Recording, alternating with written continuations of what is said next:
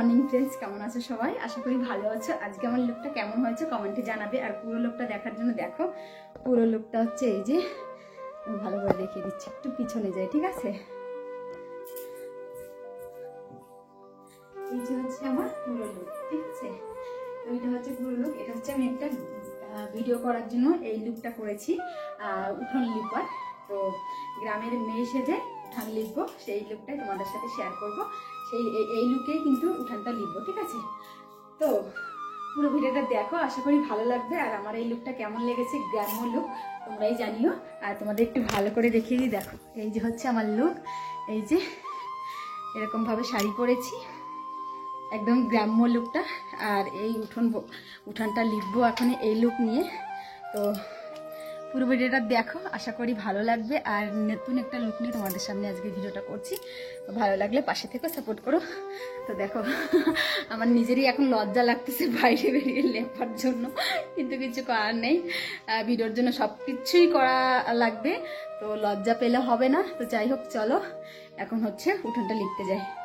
এই লুকে আগে প্রত্যেক দিন থাকতে হতো, কেননা আগে যখন স্কুলে যেতাম তখন কিন্তু স্কুলে এইভাবে দু ছাটে চুল বেঁধে তারপরে কিন্তু ফিতা, তখন তো ফিতা দিয়ে বাঁধতে হতো, সাদা কালারের ফিতা ছিল, যে সাদা ফিতা দিয়ে এইভাবে চুল মানে বেঁধে যেতে হতো স্কুলে। যেদিন স্কুলে না যাব এইভাবে চুল বেঁধে, সেদিন কিন্তু স্যার দিদির হাতে মায়ের খাওয়া লাগতো।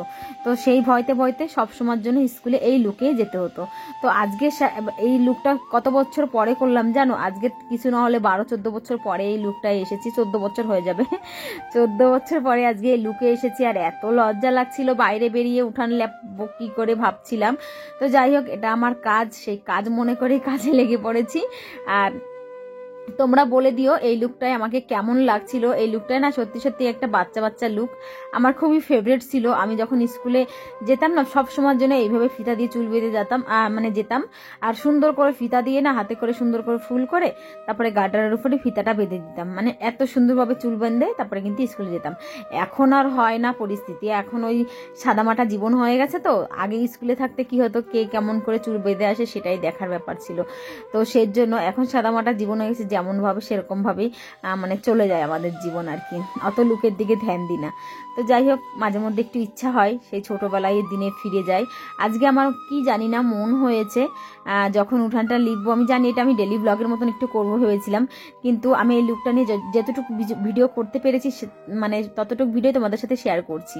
আসলে হচ্ছে আমি যখন এই মানে শাড়িটা পরছি, মানে শাড়িটা তো পরাইছিলাম, শাড়িটা পরছিলাম, আর তো ভাবলাম যে চলো আমি তো একটা গ্রামের মেয়ে, চলো না একটু গ্রামের লুকটা দিই তোমাদের সামনে। এই যে দেখো, আগেরকার দিনে গ্রামের মানে মেয়েরা বউরা কিন্তু এইভাবে শাড়িগুলো পরতো উঁচু করে, মানে মেয়েরা, বউরা বললে খুব মানে ভুল হবে, কিন্তু মেয়েরা পরতো এইভাবে।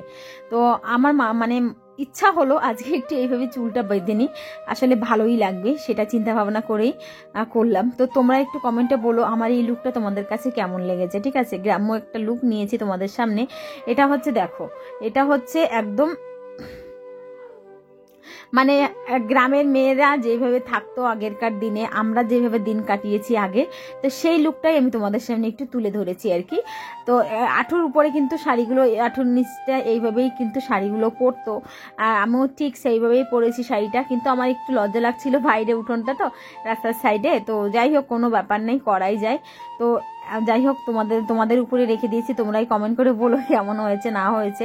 আজকে উঠানটা লিখবো, আমার ধান সেদ্ধ করা আছে সামনে, তো ধান সেদ্ধ করবো বলে উঠোনটা প্রথমে একটা লেপা দিয়ে নিচ্ছি, তারপরে কিন্তু আবার 2-4 দিন পরে গিয়ে আবার একটা লেপা দিয়ে নিতে হবে। আর এই ধান সেদ্ধ করবো, আর এই ধানের পাশে যদি এই বালি থাকে, এটা তো মহারাজা, তাহলে আর ভাত খেতে হবে না, মানে এই বালি যদি সাইডে থাকে। তো সেই চিন্তা ভাবনা করে এই বালিগুলো কিন্তু চালা বালি, এই যে সিঁড়ি করার সময় কিন্তু এই বালিগুলো চালা হয়েছে, কিন্তু কি করবো, এই বালিগুলো এখনো অচলা বালির সাথে মিশিয়ে রাখতে হবে, কিছু করার নেই। কেননা বালিগুলো এই দিকটাতে এক সাইডে থাকবে, তারপরে এই সাইডের দিকটা আমি উঠানটা আর কি ধান সিদ্ধ করবো আর উঠানে। তো সেজন্য আমি উঠান বাড়ি আজকে খুব জোরসোর করে কাজে নেমে পড়েছি, আর কাজকর্মগুলো করছি আর কি। কাজকর্ম বলতে গেলে এই উঠানটাই লেপালেপি হচ্ছে। দেখো, গ্রামের দিকে থাকতে হলে কত রকমের কাজ থাকে, সেটা তো সবাই জানো, যারা গ্রামের মানুষ তারা খাস করে বেশি করে জানো। গ্রামে উঠোন থাকে বড় একটা, যাদের মাটির ঘর, আগে তো আমাদের মাটির ঘর ছিল কি প্রচুর দেওয়াল লিপতাম। আমার বাপের বাড়ি কিন্তু প্রত্যেকটা রুম মাটির ছিল, প্রত্যেকটা রুম বলতে গেলে একটা রুমই ছিল, রান্নাঘর একটা আর একটা রুম ছিল। আসলে একটুখানি ছোটবেলা দিয়ে অভাবে মানুষ হয়েছি তো, কাজকর্ম আশা করি গ্রামের যেসব কাজকর্ম তুমি আমাকে যেখানে দাও না কেন আমি সেখানে ফিট হতে পারবো আশা করি। ধান রোপা থেকে শুরু করে উঠান বাড়ি লেপা, ঘর দুয়ার লেপা পোছা থেকে শুরু করে গ্রামের কোনো কাজ নেই যে আমরা পারি না। ধান কাটা, ধান লাগানো সবটাই পারি গো। জমিতে থেকে খাটা, আমাদের কিন্তু আমার বাপের বাড়ি যেখানে সেখানে কিন্তু বিড়ি বান্ধা হয় ওই দিকটাতে। তো সে বিড়ির পাতা ভাঙা থেকে শুরু করে বিড়ি বান্ধা থেকে শুরু করে সবটাই পারি। গ্রামের মেয়ে যতটা দরকার পরিপাটি ততটা পারি, যার জন্য আমার সংসারে এত কাজ হওয়া সত্ত্বেও আমি কিন্তু হাসি মুখে কাজগুলো করতে পারি। কেননা আমাদের ছোটবেলা থেকে অভ্যাস হয়ে আছে, আমাদের বাবা মার পাশে দাঁড়াতে হয়েছি বলে আমরা সবসময়ের জন্য এসব কাজকর্ম করে মানুষ হয়েছি বা অভ্যস্ত। তো আমাকে অনেকেই আমার ব্লগ দেখো যারা, সবসময় কাজকর্মের ভিডিও তোমাদের সাথে শেয়ার করি বলে তোমরা অনেকেই বলো সত্যি বৌদি তুমি কত কাজ করো। সত্যি কথা বলছি, আমরা ছোটবেলা থেকে না প্রচুর খাটাখাটনি করেছি। আমাদের জীবনের কাজ ছাড়া কিছুই আমরা বেশি গুরুত্বপূর্ণ দিই না। আমাদের সব থেকে আগে কাজ, তারপরে আমাদের জীবন। আমরা নিজের রূপ চর্চা, শরীর কিছুই দিকে তাকাই না।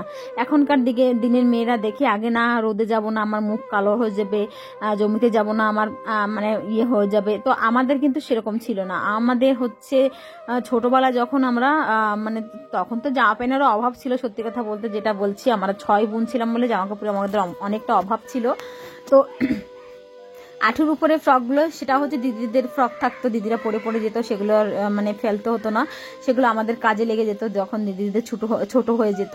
তো সেই ফ্রকগুলো পরে ধান কাটা ক্ষেতের উপর থেকে হেঁটে গেলে বুঝতে পারো কতটা পরিমাণে মাঠু ছেলে কেটে যা ইচ্ছে তাই অবস্থা হয়ে যেত। তো সেই সব দিনের কথা মনে পড়লে হাসি পায়। এখন পায়ের দিকে তাকানো যেত না, কেটে কুটে সে কি অবস্থা। শীতের দিনে তো সেরকম ক্রিম ট্রিম অত একটা আগে পেতাম না, সত্যি যেটা সেটাই, অত একটা পেতাম না যখন একদমই ছোট ছিলাম।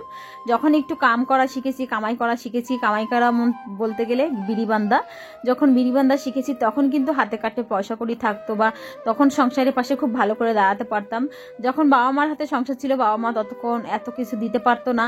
তাছাড়াও আমার বাবা মা অতটা শিক্ষিত না যে অত জিনিসের বুঝতো না, কখন কি লাগাতে হবে কি করতে হবে সেটা তত কিছু বুঝতো না বলেই যা দিত সরষের তেল দিয়েই আমাদের কিন্তু দিন কেটে যেত গায়ে হাত পায়ে। এখনকার দিনের বাচ্চারা, আমাদের নিজেরই ছোট ছোট বাচ্চারা কিন্তু কখনোর জন্য এখন সেইভাবে সরষের তেল লাগানো হয় না। বিভিন্ন রকমের ক্রিম বেরিয়ে গেছে, সেই সব ক্রিম দিয়ে লাগানো হয়। আর আমরা একদম তেলে জলে মানুষ হয়েছি, তেলে জলে। কেননা আমাদের ক্রিমের জায়গায় আমাদের পুরো গা সরষের তেলে চিপচিপ চিপচিপ করতো। যখন রোদে হেঁটে যেতাম না, তো সরষের তেলে গা চিপি চিপির করতো, এরকম একটা অবস্থা ছিল। এখনকার বাচ্চারা সরষের তেল দেখলেই গা ঘিনঘিন করে তাদের। কিন্তু আমাদের সময় সরষের তেলই আমাদের মহারাজা ছিল। আমরা সরষের তেল মেখেই একরকম বড় হয়েছি বলতে পারো আর কি।